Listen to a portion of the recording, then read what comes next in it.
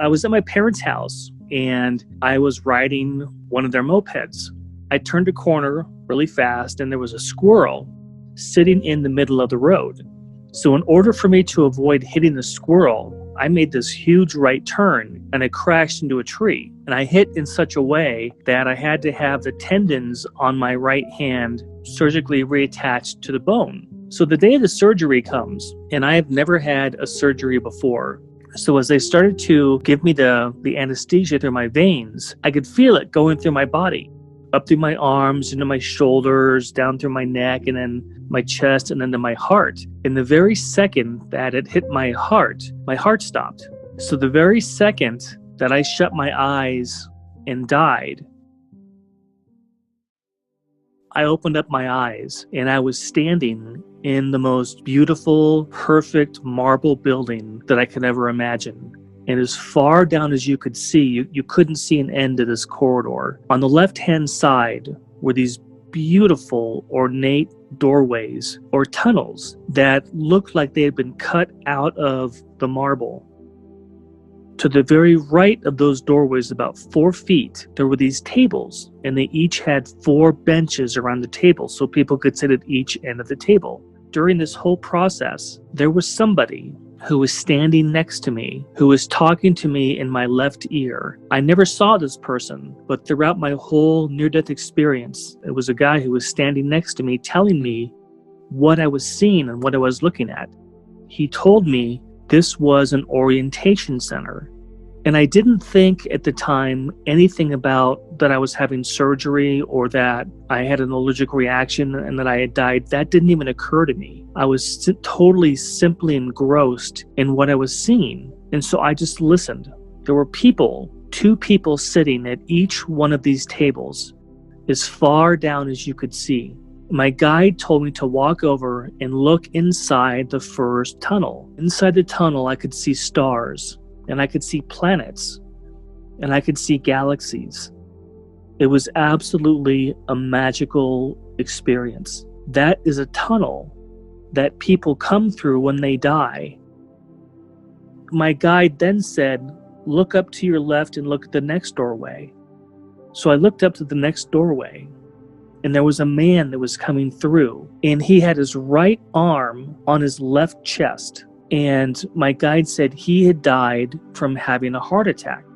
He looked very dazed. He looked very confused about what was going on. So the woman that was right in front of his doorway stood up. She walked over and she took his hands in hers. And she walked over and she sat him down across from her at this table. And I could see that she was talking to him, but I was too far away to see what she was actually saying. His appearance began to change. He was an 80-year-old man when he came through the doorway, but as he was talking to this counselor, he became younger and younger until he was probably in his late 20s or early 30s. Her job as an orientator was to help people remember that they have just finished a lifetime and that they're home now. And whether you want to call it heaven or you want to call it the other side, that's our true home. When she was done talking to him, he stood up. He walked over to the right of the table and he walked down 3 marble steps to a garden. And I know people have described the gardens on the other side that they're absolutely beautiful, but they are so hard to describe how beautiful they really are. The gardens were almost like they were alive. What was happening to this man is as he walked down those 3 steps and he walked into the garden, there were people there, a lot of people, and they were there to greet him from coming back from his life. They were hugging him, kissing him, welcoming him home, saying, what a great job you did great, now you're back home again. And sometimes people don't need the orientation because they are much closer to the other side than others, especially kids. When kids cross over, they don't need to have an orientation because they just came from there. The orientation is for people who may have lived a long, long life and had forgotten where they really came from. And so that's where those counselors really come into play. And it was fantastic. I wish I could describe to you what it looked like. But as I looked down this corridor, there were people coming through the corridors, through these tunnels. It was very busy. People were crossing over all the time. And these counselors would get up and help them and bring them back to these tables and help get them orientated. So the building he took me to next was another Greco-Roman building with white columns, beautiful white Grecian Roman columns out front. And they were formed in a circle with a dome on top. Then we walked in. My guide said, this is where we plan our lifetimes. All of our lives go through a planning process, and we plan them with our main guides before we come into life, so that life it's not just a random accident. There's purpose, there's reason. When I first walked in, there was a table, and he was standing by it, and there were 2 scrolls on the table. One had a blue ribbon on it, and the other one had a red ribbon on it. And I didn't know what these were at first. My guide said, these are your scrolls that you write the major points of your lifetime on. Everybody writes down where they're going to live, what their parents are going to be like. Are they going to go to school? Are they going to go to college? What's their career going to be? Are they going to have a lot of money? Are they going to have a little bit of money? All of that is prepared ahead of time on these scrolls. Picked up the blue scroll, and I opened up the scroll on the table. And when I tried to read it, all of a sudden the scroll folded back up again.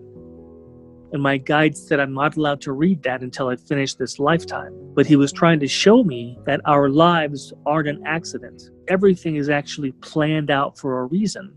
He said we forget it because if we knew what we were supposed to do, we wouldn't be testing ourselves. He took me to a meadow, beautiful flowing mountains or hills. And all of a sudden, I saw animals come jumping down that hill. And he said, every one of these animals that you've ever loved, or that anybody has ever loved, is on the other side. As I was standing there, I could see 2 of my dogs, and I could see 2 of my cats running down the hill.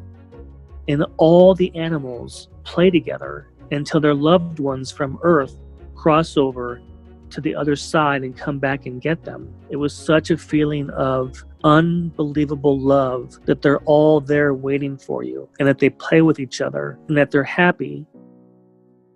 And then the last thing that happened is my guide took me to this field. As I was standing there, another gentleman walked up. He was about 2 feet from me, and he was so bright that I couldn't see his face. All I could see was that he was wearing a white robe with a red sash around the waist. He lifted up his hands and he said, you must tell them there is no death.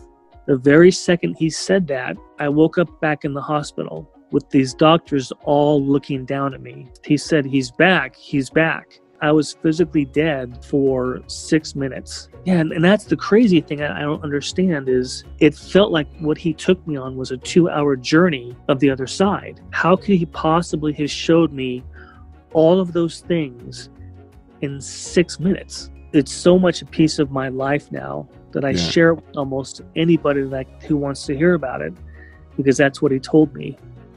If you'd like to hear a bit more about what he saw in heaven, there's a full unedited interview here where he talks about a library that he went to, a place where he got to review his past lives. Go ahead and click right here. If you are new to the channel, you can go ahead and subscribe by clicking on my face right there.